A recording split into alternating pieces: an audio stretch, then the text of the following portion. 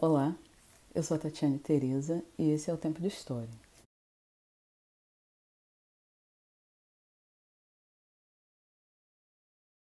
O próximo tema é Brasil pós-Segunda Guerra Mundial, Brasil pós a Era Vargas. Quando eu penso nesse período, um conceito que me vem à mente são as democracias influenciadas pela Guerra Fria.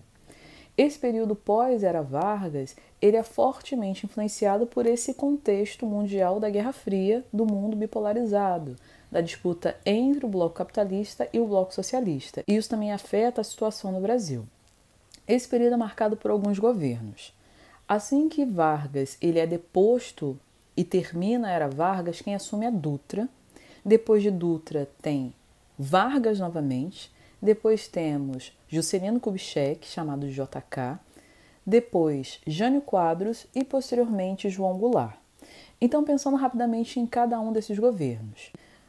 Quando Dutra assume, o governo Dutra, uma característica importante do governo Dutra é o liberalismo. Lembrando que liberalismo significa liberdade, principalmente liberdade econômica.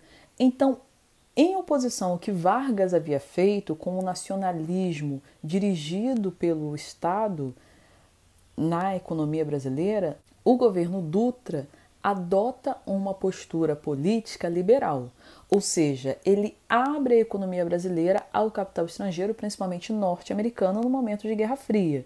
Então ele posiciona o Brasil muito claramente ao lado do bloco capitalista, tanto que ele rompe, ele corta relações diplomáticas com a União Soviética e com países socialistas. Depois do governo Dutra, Vargas retorna, agora nos braços do povo.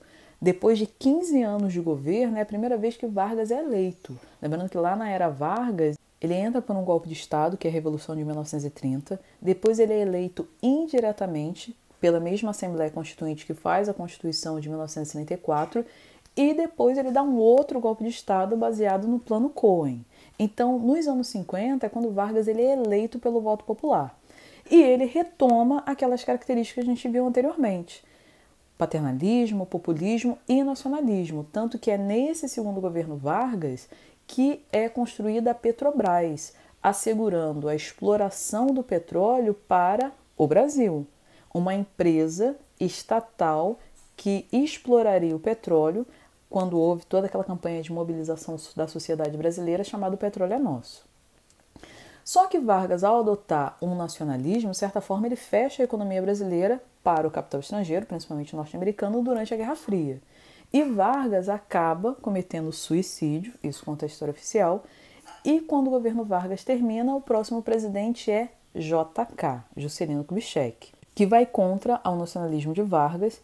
E uma característica importante, um conceito importante quando a gente pensa em JK, o governo de Juscelino Kubitschek, é desenvolvimentismo.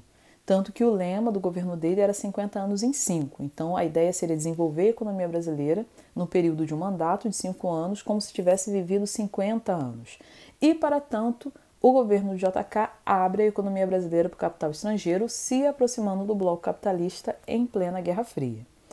Depois do governo de JK, temos o governo de Jânio Quadros, que só durou 7 meses. Então, um conceito importante para o governo de Jânio Quadros é renúncia.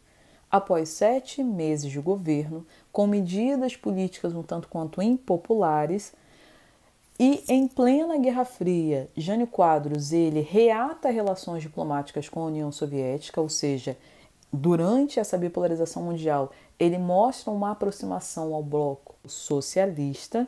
Jânio Quadros só fica 7 meses, onde ele tenta uma manobra política de apresentar uma carta de renúncia ao Congresso na esperança que, frente à impopularidade do seu vice, que era João Goulart, lembrando que antigamente a eleição de presidente e vice era separada, e João Goulart ele era, de certa forma, tido como comunista, Jânio Quadros, então, pensava que a carta de renúncia dele não seria aceita, e foi aceita, e o governo dele termina só com 7 meses de duração.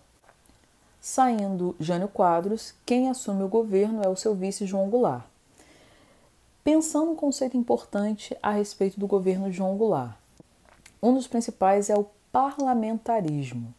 Para que João Goulart assumisse, dentro de um ambiente de Guerra Fria, ele com características mais próximas ao socialismo, comunismo, o Congresso estabelece então um governo parlamentarista, ou seja, o presidente tem os seus poderes limitados pelo parlamento e por um primeiro-ministro que ocupa o poder executivo junto com o presidente, que dura um curto período de tempo, mas é uma característica importante.